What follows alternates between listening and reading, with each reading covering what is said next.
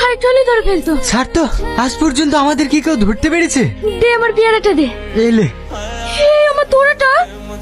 তোর কোনো জিনিসের প্রতি খেয়াল থাকে না বল? তুই আছিস তো, দে পড়িয়ে দে। মোটু কোথাকার। দাদা, রাহুলের দিকে একটু নজর রাখেন। আজকে আবার দেখলাম নদীর ধারে কাজীর মেয়েটার সঙ্গে বসছিল।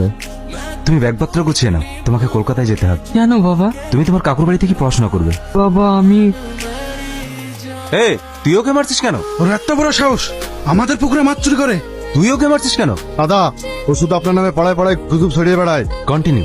এই ছোটখাটো ভুলের যদি এই সাজা হতে পারে, তবে আমি তোমার সাথে কি করতে পারি? আমি আবার কি করলাম দাদা? তোমাকে এত নিষেধ করা সত্ত্বেও তোমার মেয়ে আজও আমার ছেলের পেছন ছাড়েনি।